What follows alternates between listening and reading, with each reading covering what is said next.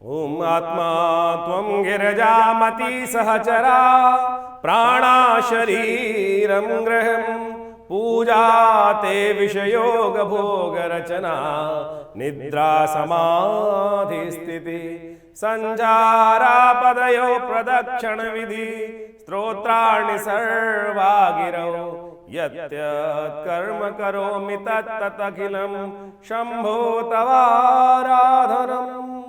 नमस्कार, स्वागत है आपका आचार्य वाणी में। मैं आचार्य डॉक्टर विक्रमादित्य आपके साथ हूँ। आज का विषय है तुला राशि वालों के लिए फरवरी के महीने में जो ग्रहों का योग बना और वो अंतिम फरवरी में किस प्रकार का योग रहेगा।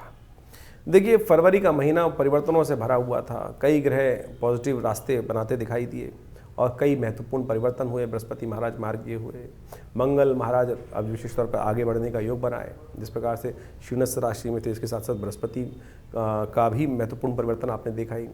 और अब शनि महाराज परिवर्तन की तरफ जा रहे हैं और शनि का ये परिवर्तन आपकी राशि के दृष्टिकोण से देखा जाए, वैसे तो शनि योग कारक हैं आपके लिए, लेकिन जब शनि महाराज अब परिवर्तन की तरफ जा रहे हैं तो ये परिवर्तन आपके लिए समझने की आवश्यकता है कि थोड़ा कमज़ोर पड़ गया है। शनि महाराज अस्त होने जा रहे हैं। आपके योग कारक ग्रह होने के कारण से बुद्धि भाव में स्वग्रही होकर चल रहे थे शनि, और शनि करीब करीब 30 साल बाद इस योग में आए आपकी राशि के दृष्टिकोण से, और ये परिवर्तन की तरफ जा रहे हैं। तो शनि का जो अस्त होना है, ये शनि का जो अस्त होना आपके लिए है, मैं कहूँगा कहीं ना कहीं मामलों में थोड़ा सा आपके लिए बुद्धि में या कई मामलों में जितना शनि ने लाभ देना था वो कम करता दिखाई देगा।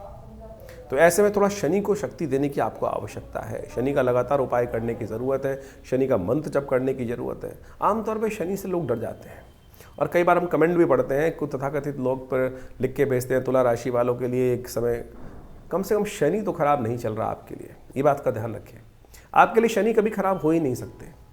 अब क्या होता है कि हम ओवरऑल दुनिया की परेशानी को देखकर अभ्रांति के रूप में अपने ग्रहों को भी इस प्रकार से जोड़ लेते हैं। तो आप निर्द्वंद भाव से हो जाइए कि शनि महाराज आपकी राशि में कोई खराब नहीं कर रहे। शनि तो आपके लिए सोकर भी, जागते हुए भी, किसी भी रूप में कभी खराब हो ही नहीं सकते। तो योग कारक ग्रह हैं आपके लिए। तो आप बाकी चीज़ों को चेक करा के समझने का प्रयास कीजिए, दिक्कत कहाँ आती है। लेकिन अब जब शनि अस्त हो जाएंगे आपके लिए, तो आपको ध्यान करने की आवश्यकता है कि जहाँ जहाँ जिन जिन मामलों में लाभ के योग थे, बुद्धि के दृष्टिकोण, हाँ स्लो जरूर करते हैं शनि महाराज, धीरे धीरे काम करने का प्रयास करते हैं। उनका जो सूर्य के साथ हो जाने के कारण से, सूर्य के साथ योग बनाने के कारण से जो अस्त होना है, उसके लिए थोड़ी शक्ति देनी पड़ेगी उनकी। नहीं तो ये बुद्धि में कई मामलों में जो स्थिति थी उन्हें नुकसान देने के योग दे सकते हैं। तो ध्यान रखने का आपको ज़रूरत है, इस बात को ध्यान रखें। इसके बाद साथ साथ और भी कई ग्रह, मंगल, बुध, ये सब परिवर्तन का योग इन दिनों बनाते दिखाई दे रहे हैं। खास तौर पर जो बच्चे एग्ज़ाम दे रहे हैं उनके लिए पारिवारिक दृष्टिकोण से ये योग जो है थोड़ा सा कहीं ना कहीं नेगेटिव हो सकता है।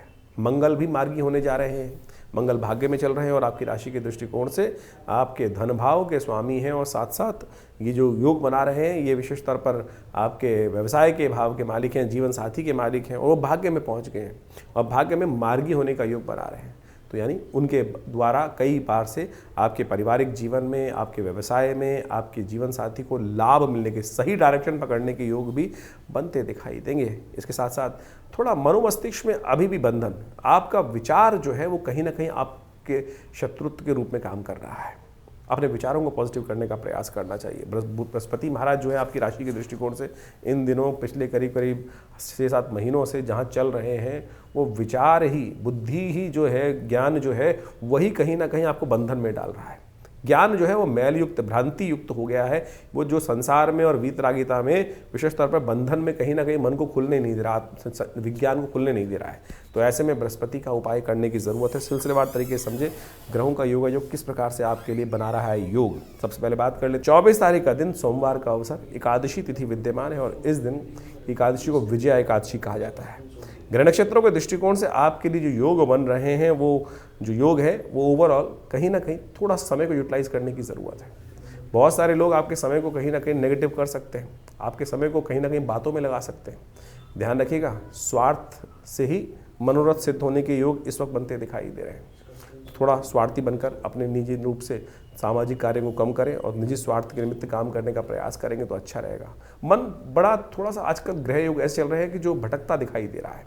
मन जो है वो दुस्वाभाविक स्थिति में चल रहा है, ये संसार का और वीतरागिता कई बार उत्पन्न करता दिखाई दे रहा है, तो उससे हटाने का प्रभाव करें, वो कहीं ना कहीं चीज़ों को डिले कर सकता है आपके लिए। तो ऐसे में सुंदर तिथि है, विजया एकादशी का योग है। कहा जाता है शास्त्र के दृष्टिकोण से, स्कंद पुराण में कथा आई है कि भगवान विष्णु राम ने अपने उस योग माया योग लीला करते हुए, कहा जाता है कि इस दिन समुद्र तट पर बैठकर रावण पर विजय प्राप्त करने के लिए बड़े सुंदर रूप से विजय एकादशी के दिन अपनी मनोकामना के लिए भगवान की आराधना करी थी, इष्ट की आराधना करी थी। तो आप भी इसी व्रत के कारण से कहा जाता है कि भगवान को रावण पर विजय प्राप्त हुई।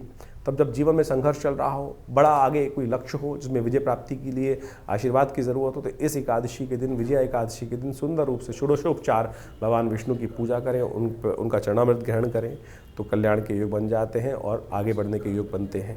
इस दिन मंगल ग्रह जो है वो मार्गी होने जा रहा है। मंगल महाराज भाग्य में रहकर आपकी राशि के दृष्टिकोण से बड़ा शुभ योग बना रहे हैं, और ये मंगल का मार्गी होना जो करीब करीब अप्रैल तक चलेगा, तो तुला राशि वालों के लिए सुंदर योग बनाएगा। ये जीवन साथी को लाभ देगा, व्यवसाय में लाभ देगा, धन के आगमन को बढ़ाता दिखाई देगा, और भाग्य से बहुत सारे रास्तों को खोलता दिखाई दे रहा है आपकी राशि के दृष्टिकोण से। देखिए, हर ग्रह का परिवर्तन होता है और उस ग्रह का प्रभाव होता है। अब जीवन जो है प्लस माइनस है, कौन सा ग्रह अच्छा है, कुछ ग्रह खराब है। तो जहाँ प्लस का भाव ज़्यादा है वहाँ अच्छा मिल जाता है, जहाँ नेगेटिव का भाव ज़्यादा है वहाँ कष्ट हो जाते हैं। तो ऐसे में हर चीज़ को कैलकुलेट कर कर जीवन के समस्याओं को सुलझाने का हम प्रयास करेंगे तो बहुत अच्छा रहेगा। 25 तारीख का दिन, मंगलवार का अवसर, द्वादशी तिथि का योग है इस दिन, और इस दिन ग्रहों का परिवर्तन होकर बृहस्पति से दृष्ट होकर चंद्रमा आपके चतुर्थ भाव में विराजमान हो गया है, जो आपके लिए लाभ के रास्ते खोल रहा है, जो आपके लिए सुख देने के रास्ते खुलता दिखाई दे रहा है। इसलिए समय आपके लिए उपयुक्त दिखाई देता है। इस दिन एक और परिवर्तन का योग बन रहा है जो है बुध महाराज का। बुध महाराज आपकी राशि से परिवर्तित होकर अब जा रहे हैं छठे भाव में। उससे पहले पहले बुध मार्गी हो जाएंगे, और बुध का ये मार्गी उदय होना जो है, बुध का जो उदय होना है, जो पंचम भाव में बैठ के उदय होंगे, सूर्य के साथ बैठे बैठे, सूर्य से दृष्टि कम होकर परिवर्तन का योग तो बनेगा, 2-3 दिन बाद बन रहा है। लेकिन जो 25 तारीख को योग बन रहा है वो बुध जो है वो उदय होने जा रहे हैं। बुध, शनि का अस्त होना, बुध का उदय होना, ये कहीं ना कहीं शनि के नेगेटिव प्रभाव जो हुआ उसको कम से कम 50% तो कवर अप करता दिखाई दे रहा है। ये बहुत सुंदर है, आपके लिए बुद्धि से नए रास्ते खोल सकता है। व्यावसायिक बुद्धि में जो चीज़ें 2-3 दिन में लग रहा था कि नहीं समझ में नहीं आ रही हैं, इस बुध के उदय होने से वो रास्ता बनता दिखाई देगा। इस दिन भौम प्रदोष का योग भी है। मंगल और त्रयोदशी तिथि शाम के समय विद्यमान होने के कारण से जीवन में यदि संघर्ष चल रहा हो, कष्ट चल रहा हो, कई बार प्रकार के जीवन में उधार इत्यादि परेशान कर रहा हो, या कोर्ट लिटिगेशन चल रहे हो, तो ऐसे में विशेष तौर पर अपनी मनोकामनाओं को सिद्ध करने के लिए अलग अलग प्रकार के शास्त्र में उपाय बताए गए। तेलाभिषेक भगवान शंकर का किया जाए तो कष्ट निवृत्ति का योग देता है शाम को प्रदोष काल में। वहीं गुड़ के जल से यदि जल दिया जाए तो ऋण मुक्ति के निमित्त बड़ा सुंदर योग बनता है। तो इस प्रकार से अनेक अनेक उपाय शास्त्र में वर्णित हैं, उनको यदि करेंगे तो अच्छा लाभ प्राप्ति के योग बन सकते हैं। 26 तारीख का दिन विशेष तौर पर बुधवार का अवसर है और बहुत विशेष तिथि है। मासिक जो इस बार महाशिवरात्रि का सुंदर योग बन रहा है। ग्रह नक्षत्र के दृष्टिकोण से गजकेसरी योग आपकी राशि में बहुत सुंदर स्थान में बनाया हुआ है, सुख देने वाला बना हुआ है। ऐसे में सुख की आकांक्षा के लिए इस शिवरात्रि पर सुंदर रूप से भगवान का सुंदर स्तवन, ये न कि कैसे भी चारों पहर की पूजा। कई बार क्या होता है, लोग जाते हैं शिवरात्रि के दिन सुबह सुबह भगवान पे एक लोटा जल डाला, थोड़ा सा बिलपत्र अर्पित करिए और फिर अपने काम में लग गए। अरे ये तिथि ऐसी है कि जिसमें प्रदोष काल से लेकर प्रातः काल तक पूरे दिन व्रत रखते हुए भगवान का चारों पहर दूध से, दही से, घी से, शहद से, इस प्रकार से यदि जल से इत्यादि से अपनी मनोकामना सिद्धि के लिए चारों पहरों में अलग अलग प्रकार से भगवान की रुद्राभिषेक, अष्टाध्यायी, नमक चमक से पाठ कर कर उनका ध्यान से प्रार्थना करेंगे ना, तो इस संसार से भी समस्त प्रकार के लाभ, समस्त प्रकार की निधियों के योग बन जाते हैं। कहा जाता है भगवान शंकर जो है समस्त सिद्धियों को देने वाले हैं। यदि कोई मंत्र सिद्धि कर रहा है, पूजा पाठ कर रहा है, लेकिन भगवान शंकर की आराधना नहीं करता है, तो आप समझें उसको सिद्धि मिल ही नहीं सकती है। शिव का इतना सुंदर प्रभाव है। प्रयास से करो या अनायास करो, उसका प्रभाव होता है। शास्त्र में कथाएं बहुत वर्णित हैं, वो भी आपको समझनी चाहिए। शिवरात्रि का महापर्व इस बार 26 फरवरी को है, और इस विशेष 26 फरवरी को आप समझे भगवान शिव की सुंदर आराधना का बड़ा महत्व है। भगवान शिव की विभिन्न शास्त्रों में आदिदेव के रूप में पूजा की जाती है, और वो आदिदेव जो है ना सदा कल्याण करने वाले हैं।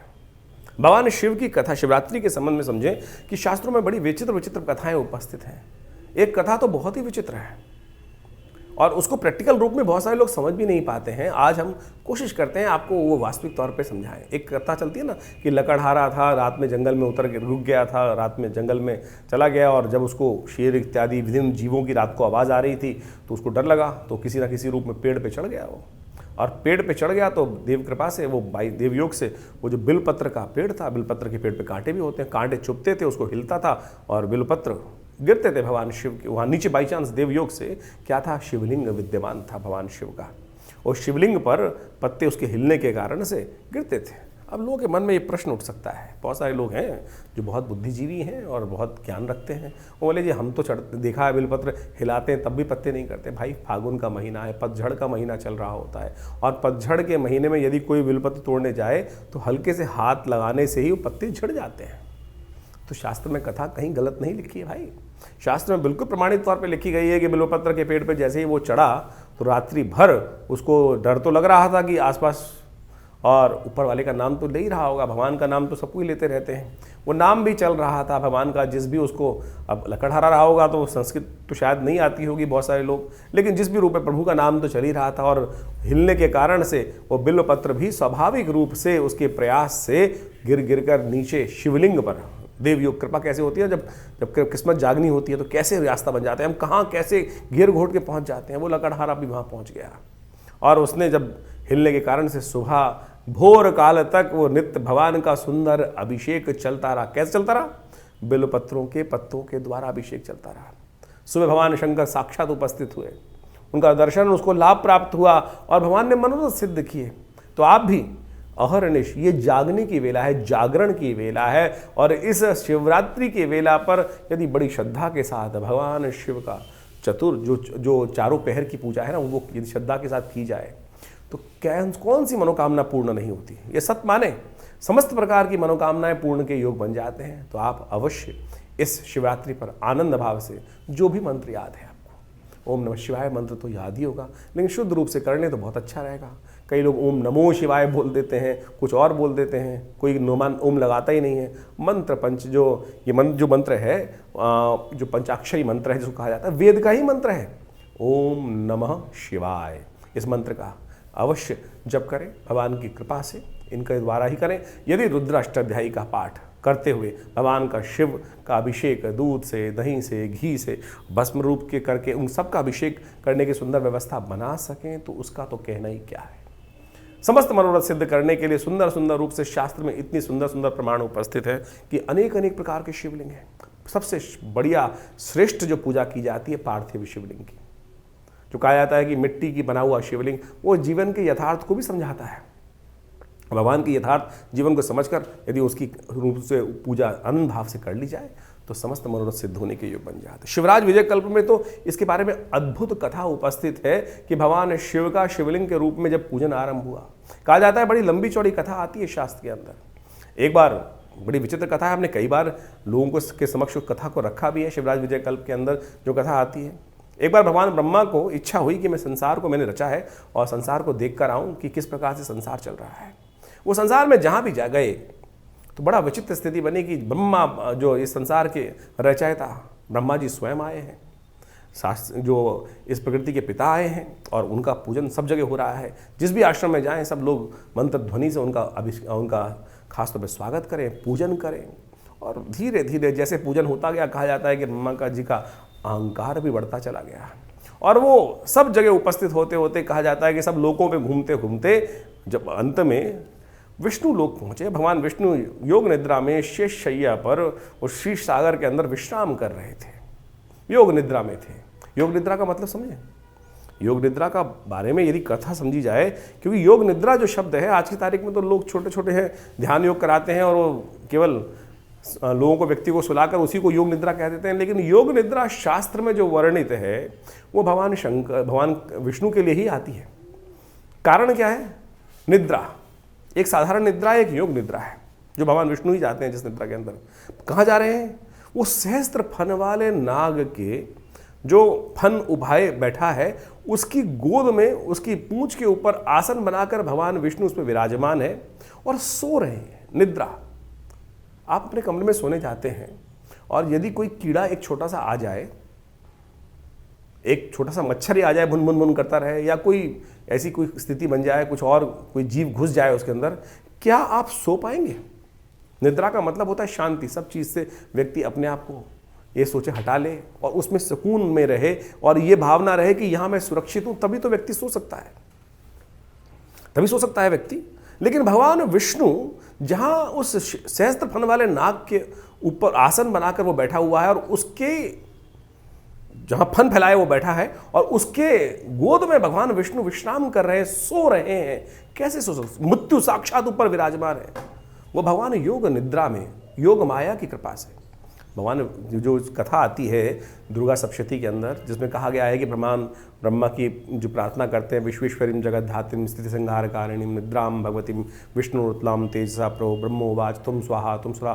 ब्रह्मा जी प्रार्थना कर रहे हैं योग निद्रा की, योग माया जी की, कि हे योग माया जी, भगवान को जगाओ। जो मधुकैटभ राक्षस हैं वो इस संसार को खाए चले जा रहे हैं, समाप्त करते चले जा रहे हैं। तब उन्होंने प्रार्थना करी, तब उन्होंने योग निद्रा से भगवान को बाहर लाने के लिए योग माया जी से प्रार्थना करी। तो यहां योग माया जी से प्रार्थना करें, लेकिन उससे पूर्व जो घटना घटी, जिसके अंदर कहा गया कि भगवान विष्णु योग निद्रा में विश्राम कर रहे थे, तो वहां पर ब्रह्मा जी जब पहुंचते हैं वहां पर, तो कहा जाता है कि ब्रह्मा जी को अहंकार हो चुका था सब जगह घूमते घूमते, कि सब संसार के रचयिता भगवान ब्रह्मा के रूप में जब वहां उठ रहे थे, तो ब्रह्मा जी ने कहा, विष्णु जी तो उठे नहीं, इस संसार का रचयिता तुम्हारा पिता यहां उपस्थित हुआ है। ब्रह्मा जी ने जब ये वाक्य बोला तो भगवान विष्णु निद्रा से धीरे धीरे बाहर जागे और बोले, मेरा पिता? उन्होंने कहा, ब्रह्मा जी आप मेरे नाभि कमल से उत्पन्न हुए तो आप हमारे पुत्र हुए, हम आपके पुत्र नहीं। लेकिन कहा जाता है कि ब्रह्मा जी अहंकार के वश, जो नेत्र थे उनके बदल चुके थे और अहंकार के वश सत्य समझ नहीं पा रहे, शालीनता भी समाप्त हो चुकी थी। तो कहा गया बुलाया जाए संसार में समस्त वेदों को, समस्त ऋषियों को, सब ऋषि इत्यादि सबको बुलाया गया। सबसे पूछा गया कि बताओ भाई कौन बड़े, भगवान विष्णु बड़े या महाराज भगवान ब्रह्मा बड़े? कोई निर्णय नहीं दे पाया, कौन किसको बड़ा मानने का प्रयास करे, कौन किसको बड़ा बताए, सब चुप। कहा जाता है ठीक है, दोनों में निर्णय हुआ भगवान विष्णु और भगवान ब्रह्मा के अंदर कि चलो युद्ध हो जाए। कहा जाता है कि भयंकर युद्ध हो, जब दो पराशक्ति संसार में आपस में लड़ती तो क्या होता, संसार में का ही क्षय होता। तो जैसे ही दो पराशक्ति आमने सामने युद्ध के लिए आई, तो कहा जाता है कि एक ज्योतिर्लिंग स्वरूप जो स्तंभ था वो उस धरा से निकलता चला गया, क्षीरसागर से निकलते हुए आकाश मार्ग में ऊपर चलता चला गया और नीचे भी बढ़ता चला गया। दोनों के मुख से एक साथ निकला, ये क्या? आकाशवाणी हुई, कहा जाता है शिवराज विजय कल्प के अनुसार से, कि तुम भी नहीं जानते, जो इसकी था और जो इसका उद्गम और ऊपर जो उसको पता लगा लाएगा वही बड़ा माना जाएगा। कहा जाता है भगवान ब्रह्मा बगुला बन के ऊपर उड़ गए और भगवान विष्णु वराह रूप धारण करके धरा के अंदर चले गए, उसकी था पता लगाने के लिए, उद्गम स्थान पता लगाने के लिए, और उसका अंत पता करने के लिए ब्रह्मा जी ऊपर उड़ते रहे। कालांतर तक बहुत लंबे समय तक उड़ते रहे, पता नहीं चल पा रहा था कुछ भी। लेकिन अंत में कहा जाता है कि ऊपर उड़ते उड़ते उन्होंने देखा कि एक केतकी का पुष्प कहीं से गिरता हुआ आ रहा था। अंदाजा लगा लिया ऊपर से कहीं से आ रहा होगा, चोंच में पकड़ लिया और नीचे जहाँ पर ये सारी कथा आरंभ हुई थी वहीं उपस्थित हुए वापस आकर। ब्रह्मा जी की समझे देखा कि विष्णु जी तो पहले ही वहाँ पर उपस्थित हैं। तो विष्णु जी से उन्होंने पूछा कि आप पता लगाया है कहाँ इसकी था, नीचे कितनी गहरी है? भगवान विष्णु ने कहा नहीं, मैं तो नहीं पता लगा पाया। भगवान ब्रह्मा से पूछा, हाँ आप? तो भगवान ब्रह्मा ने उसी वक्त, उनके पंचमुखी कही जाते, भगवान ब्रह्मा जो थे पंचमुख वाले थे उस समय। कहा जाता है कि उन्होंने एक मुख से मिथ्या भाषण किया। हाँ देखो, ये केतकी का पुष्प जो है गवाह के रूप में लेके आया हूं ऊपर से। कहा जाता है कि उसी वक्त वो स्तंभ जो था, ज्योति स्तंभ, वो फटा, उसमें से भगवान शंकर शिवलिंग में से, वो जो शिवलिंग के रूप में स्तंभ के ऊपर से उपस्थित हुए और उन्होंने त्रिशूल से भगवान ब्रह्मा का वो सिर काटा। कहा कि साक्षात तुम ब्रह्मा होकर मिथ्या भाषण करते हो, आज से तुम चतुर्मुख हुए। उससे 5 पंचमुख से भगवान ब्रह्मा का जो पंचमुख शरीर था, सिर था, वो चतुर्मुख हुआ। ब्रह्मा जी को कहा गया कि आज से ये अपराध के कारण से आपकी पूजा नहीं की जाएगी। तो उस दिन से त्रिदेवों के अंदर भगवान ब्रह्मा जी की पूजा होनी बंद हुई। शास्त्र के दृष्टिकोण से इस कथा को समझाया गया है कि इस प्रकृति के अनुसार से पाप करने से, गलत कार्य करने से, कोई भी कार्य करेगा, कोई भी गलत होगा, साक्षात वो त्रिदेव भी हो तो वो भी अक्षम्य है। ये हमारी संस्कृति है, ये हमारी संस्कृति है। और उस दिन से कहा जाता है कि जब भगवान विष्णु को बड़ा माना गया, पालक के रूप में उनको उपस्थित किया गया और उनकी आराधना सर्व जगह होती आई है और होती उसी रूप में रही। लेकिन ये संसार के इस कथा का आदि भौतिक आदि दैविक रहस्य को समझने का प्रयास करें, हम केवल फीचराइज ना करें, केवल इसको शाब्दिक रूप में कथा कर हम एक धर्म का किसी और स्वरूप लोगों को समझाने का प्रयास करें, वो नहीं है। इस कथा का वास्तविक मूल क्या है कि विशेष तौर पर यह है कि ये अगर इस संसार में सनातन के अंदर हर चीज जो है वो बिल्कुल साफ सुथरी उपस्थित की गई है। इस कथा को शिवराज विजय कल्प में जो समझाया गया है वो भगवान शिव को कहा जाता है कि शिवलिंग की पूजा उसी दिन से। वो शिवलिंग क्या है ये हमने कथा उपस्थित करी, शिवलिंग का अर्थ समझाने के लिए उपस्थित करी है। लोगों ने शिवलिंग को आज की तारीख में कुछ और उपस्थित कर दिया है। शिवलिंग वास्तविक तौर पर उस दिन से उस शिवलिंग का प्रादुर्भाव हुआ जो ज्योतिस्तंभ के रूप में उपस्थित था, जिसके जो बीच में आके खड़ा हो गया था। शिवलिंग भगवान शिव का कुछ और स्थिति नहीं है, इसको जो गलत लोग उपस्थित कर देते हैं, वो चिन्ह मात्र है, ईश्वर का चिन्ह है, एकेश्वरवाद का प्रतीक है। उसके हाथ पैर आंख नाक कान जरूरत नहीं है उसको चलने की, वो चले बिन पाद पैर के चलता है, बिन कान के सुनता है, बिन नेत्रों के देखता है, सर्वरूप हर रूप में उपस्थित है, कण कण में उसकी उपस्थिति है। इस रहस्य को हमको समझने का प्रयास करना चाहिए। तो इस कथा को इस रूप में समझे कि शिवलिंग कुछ और नहीं, एकेश्वरवाद का प्रतीक है, उस चिन्ह का प्रतीक है, उस ज्योति स्वरूप में प्रतीक है। शिवलिंग आप ज्योति जलाते हैं, उस ज्योति में जो बीच में वो काले काले रंग का एक स्वरूप दिखाई देता है, वही वास्तविक तौर में एकेश्वरवाद का प्रतीक है, वही चिन्ह स्वरूप है। उस चिन्ह पिंडी के रूप में हम उस एकेश्वर परमात्मा की आराधना करने की बात करते हैं। तो ज्योतिर्शिंग भगवान शंकर का जो शिवलिंग रूप में विद्यमान है वो कुछ और मन में भ्रांति न उत्पन्न करने का प्रयास करें। इस कथा को यहाँ पर समझाने का बहुत ज़रूरी बात थी, इसलिए हमने इस कार्यक्रम के अंदर, इस संवाद के अंदर इस बात को रखा है। तो आनंद भाव से इस शिवरात्रि के दिन भ्रांति, मन की तमाम भ्रांतियों को हटाकर शिव की सुंदर आराधना करने का प्रयास करें। विवेकानंद योगाश्रम में इस दिन बड़ा कार्यक्रम रखा गया है। आप सब भी पार्थिव शिवलिंग के निर्माण कर भगवान का सुंदर पूजन करने के लिए आश्रम में उपस्थित हो सकते हैं। फोन नंबर्स पे अपना स्थान आरक्षित करके आइए, आनंद रहेगा।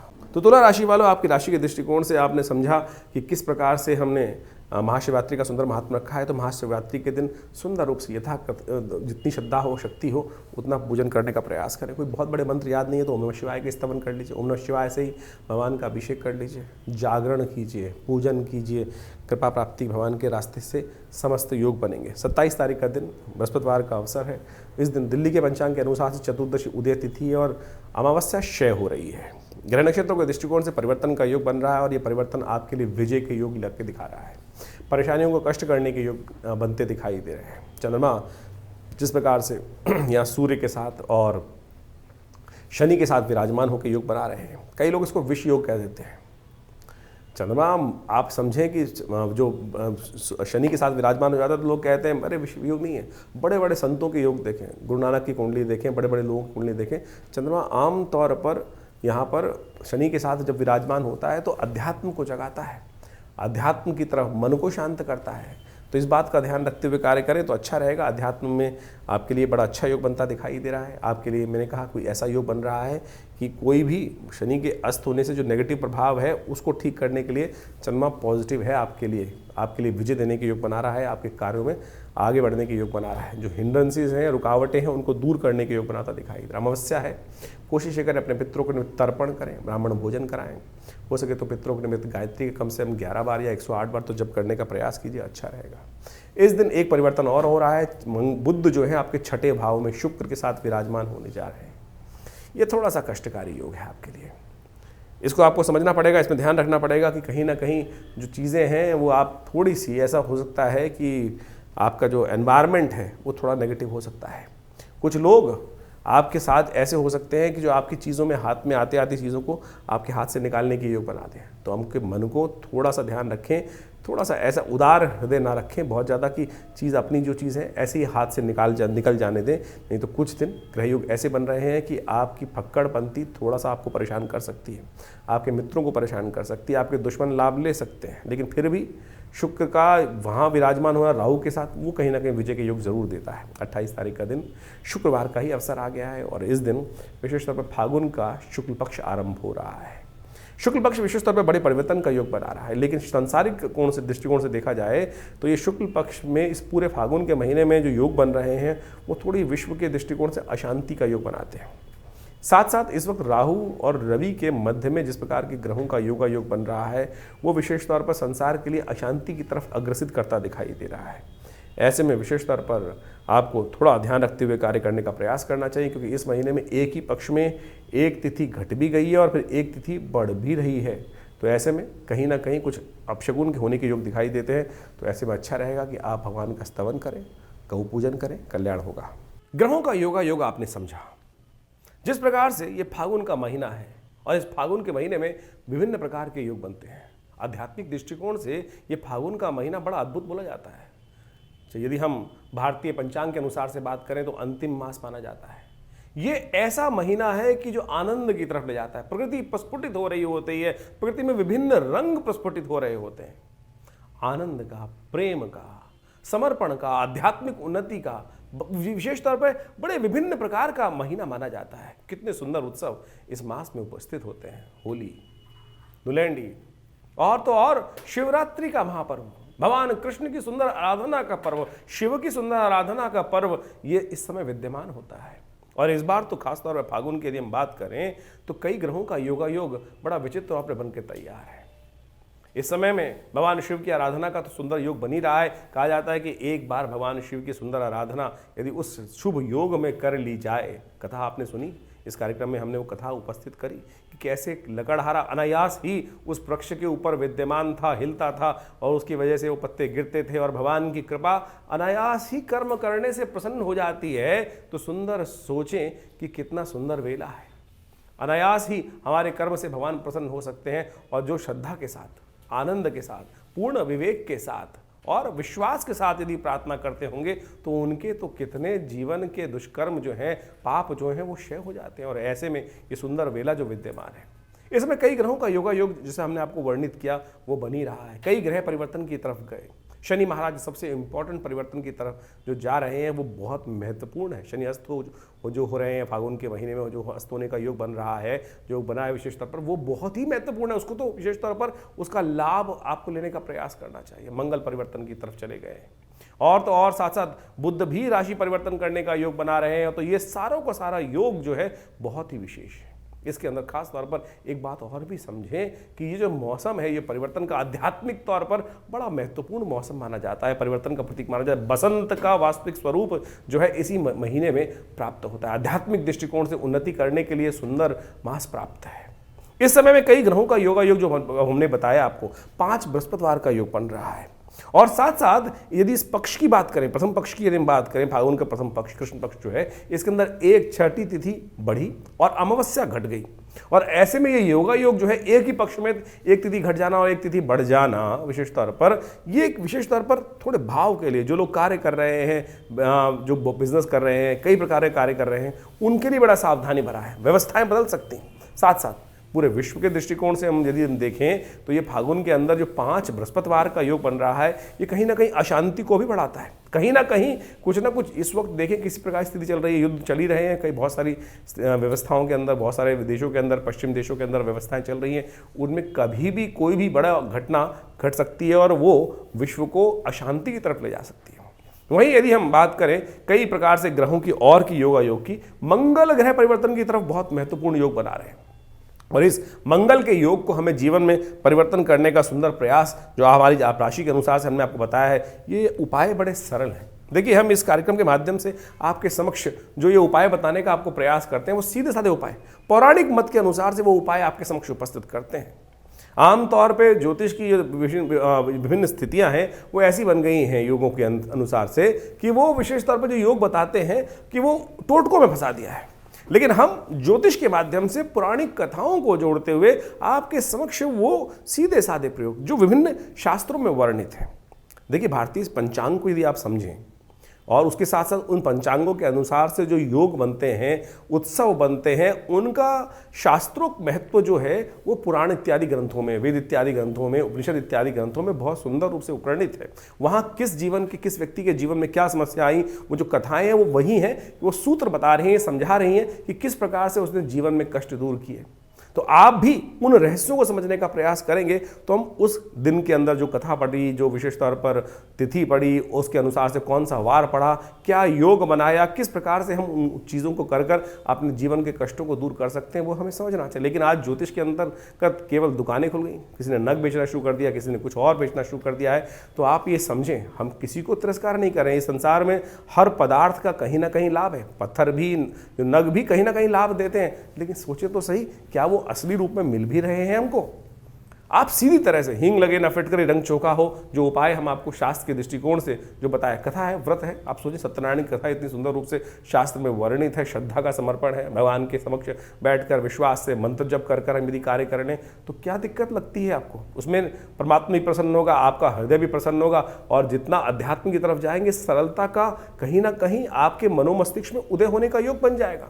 तो ज्योतिष को इसी रूप में हम समझें तो बहुत कल्याणकारी योग बन सकते हैं। इसके साथ साथ आपकी जन्मपत्री को भी बहुत अच्छे से विवेचना करने की आवश्यकता है। बहुत सारे लोग कई बार कटाक्ष के तौर में कई बात बोलते भी हैं। बहुत सारे लोग बोलते हैं कि भाई आप कैसे पूरे विश्व को 12 राशियों के अंतर्गत बांट सकते हैं?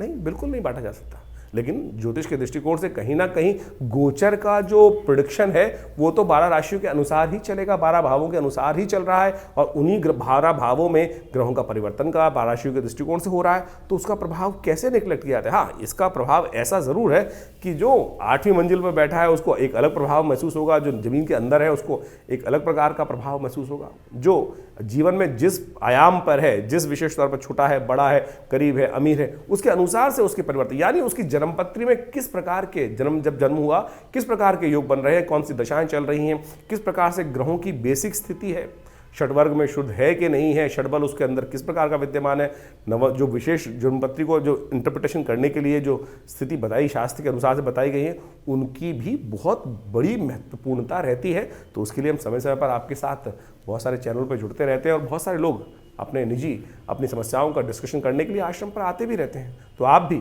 इस ज्योतिष को बड़े व्यापक रूप से समझते हुए जीवन के सार को समझने का प्रयास करेंगे तो बहुत अच्छा रहेगा।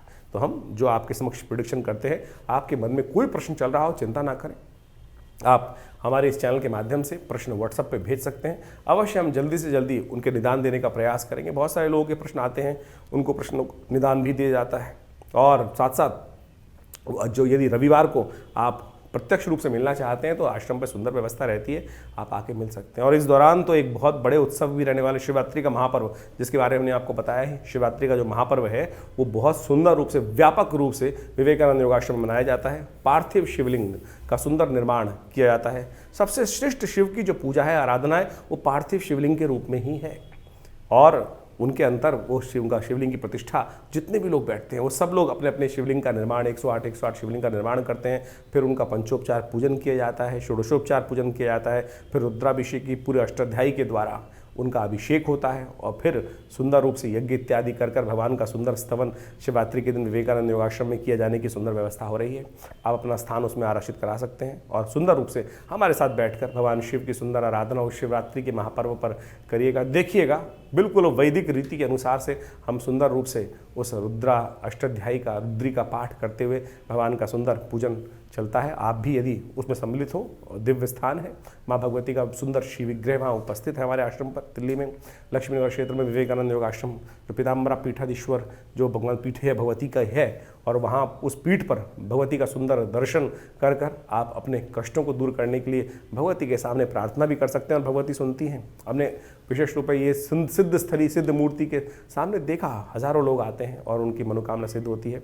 आप भी हमारे इस कार्यक्रम में जुड़ें, और बहुत सारे उत्सव समय समय पर होते ही रहते हैं, उसके बारे में हम आपको अवगत कराते ही रहते हैं। तो इस कार्यक्रम में भी शिवरात्रि के महापर्व पर जो होने वाला कार्यक्रम है उसमें अवश्य सम्मिलित हो। ईश्वरी कृपा से मनोकामना सिद्धि के योग भी बनेंगे, कष्ट भी दूर होंगे, और आपके जीवन में कोई प्रश्न चल रहा हो तो उसका निदान जानने के लिए व्यवस्था हमने आपके समक्ष उपस्थित करी।